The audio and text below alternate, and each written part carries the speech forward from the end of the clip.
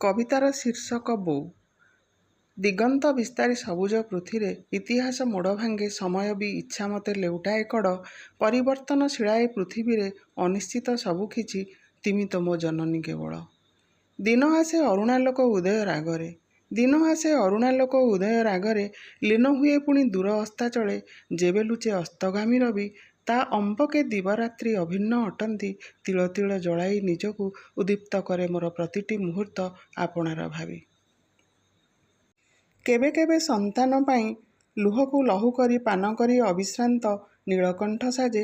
ଅହରହ କାର୍ଯ୍ୟବ୍ୟସ୍ତ କ୍ଳାନ୍ତ ସେ କେବେ ଦେଖି ନାହିଁ ମୁଁ ଯେ।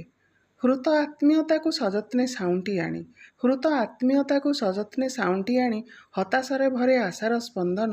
ତାର ସେହି ସ୍ନେହବୋଳା ନରମ ସ୍ପର୍ଶରେ ଦୁଃଖ ଦୁର୍ଦ୍ଦଶା ହୁଏ ଶତଛିନ୍ନ।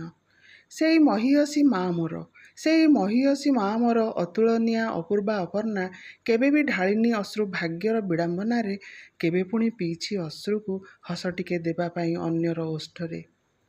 କତରା ପାରେନା ଢାଙ୍କି, କତରା ପାରେନା ଢାଙ୍କି, କାତର ବିଫଳ ହୁଏ ବିଚଳିତ କରିବାକୁ। ସ୍ପର୍ଶ କରି ତାରେ ସଦା ଲାଗୁଥାଏ ସିଏ ଜୀବନ୍ତ ଜୀବନ୍ତ ତ୍ୟାଗର ସ୍ନିଗ୍ଧ ଶିଖାରେ। ସେବା ଆଉ ତିତିକ୍ଷାର ସଦ୍ୟ ଗଢ଼ା ମୂର୍ତ୍ତିଟିଏ ସାଜି, ମଧୁର ମୂର୍ଚ୍ଛନାରେ ଭରିଦିଏ ମୋର ପ୍ରତିଟି ମୁହୂର୍ତ୍ତ।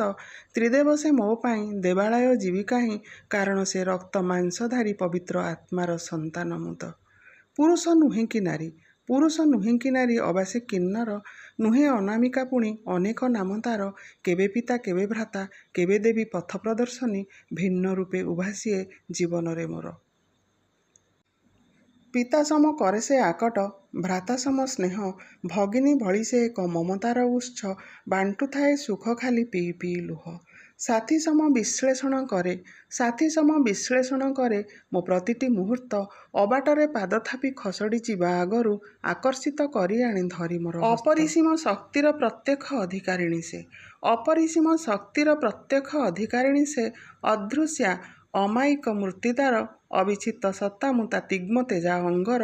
ମୋ ପ୍ରତ୍ୟେକଟି ଜୀବକୋଷର ସ୍ରଷ୍ଟା ସିଏ, ଯୁଗ ଯୁଗ ହଉ ଅଜର ଅମର। ମୋ ଅତୀତ ବର୍ତ୍ତମାନ, ମୋ ଅତୀତ ବର୍ତ୍ତମାନ ଆଉ ଭବିଷ୍ୟତ, ଆଜି ଯାହା ଅଛି ମୋର ସବୁ ତ ତାହାର। କାଲି ମୁଁ ଥିବି କି ନାହିଁ ସେଥିପାଇଁ ତା ଉଦ୍ଦେଶ୍ୟରେ ଉତ୍ସର୍ଗ କରୁଛି ମହାର୍ଘ ସମୟକୁ ମୋର।